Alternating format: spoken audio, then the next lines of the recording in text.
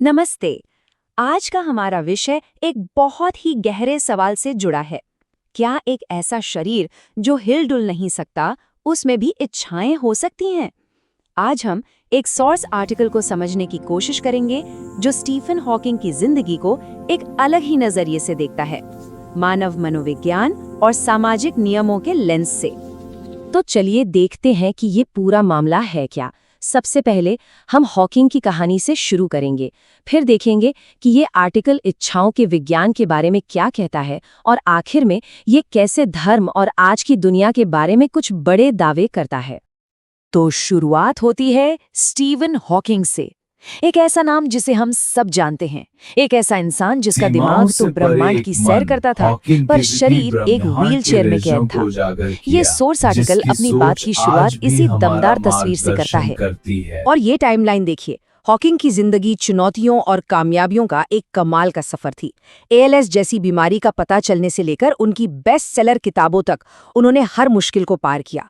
और हाँ, एक बात याद रखने वाली है, आखिर में उन्होंने किसी डिवाइन क्रिएटर मतलब ईश्वर के विचार को नकार दिया था। ये बात आगे चलकर बहुत जरूरी हो जाएगी। और बस यहीं से ये आर्टिकल एक बहुत ही अनएक्सपेक्टेड टर्न लेता है। ये सिर्फ हॉकिंग की वैज्ञानिक महानता की बात नहीं करता, बल्कि उनकी कहानी का इस्तेमाल इंसानी इच्छाओं की प्रकृति पर एक ज्यादा गहरे और कह सकते हैं कि ज्यादा कंट्रोवर्शियल तर्क को पेश करने के लिए करता है। तो आर्टिकल एक बहुत ही जबरदस्त सवाल खड़ा करता है, जब शरीर कोई प्रतिक्रिया नहीं दे सकता तो क्या इच्छा भी मर जाती है? 1980 के बाद हॉकिंग का शरीर लगभग पूरी तरह से पैरालाइज था और यही स्थिति इस सवाल के लिए एक परफेक्ट केस स्टडी बन जाती है। और इस सवाल का जवाब सोर्स के हिसाब से न्यूरोसाइंस में छिपा है। तर्क ये है कि इच्छा हमारे शरीर में नहीं बल्कि दिमाग में पैदा होती है, खास तौर पर हाइपोथैलेमस जैसे हिस्सों में, जिन्हें हमारे प्लेजर सेंटर्स भी कहा जाता है।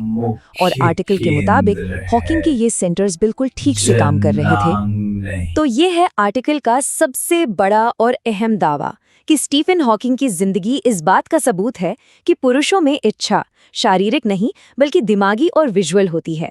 मतलब जो देखा जाता है और जो सोचा जाता है, इच्छा वहीं से जन्म लेती है। ये वो बुनियाद है जिस पर यह पूरा आर्टिकल खड़ा है। लेकिन किसी भी थ्योरी को साबित करने के लिए सबूत तो चाहिए, है ना? तो चलिए अब उस तस्वीर को देखते हैं जिसे ये आर्टिकल अपने विजुअल सबूत के तौर पर पेश करता है।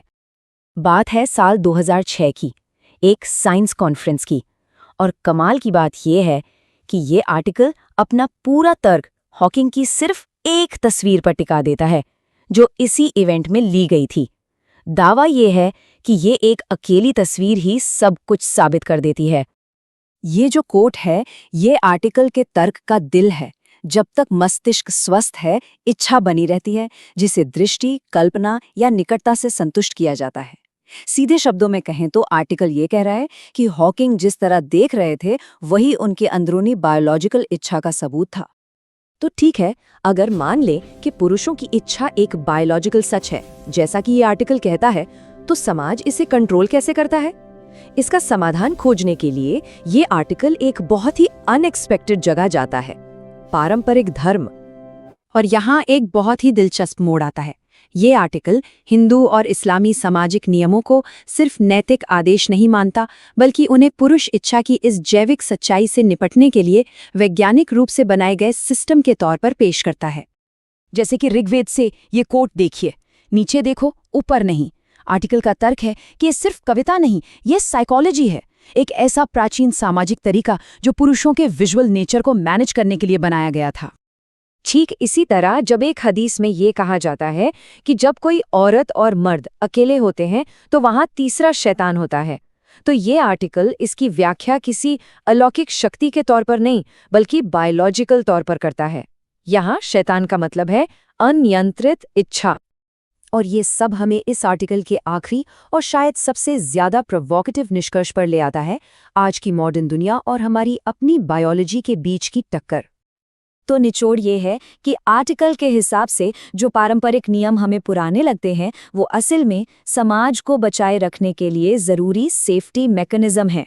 और अगर इन नियमों को हटा दिया जाए तो आर्टिकल के अनुसार सामाजिक पतन का खतरा पैदा हो जाता है।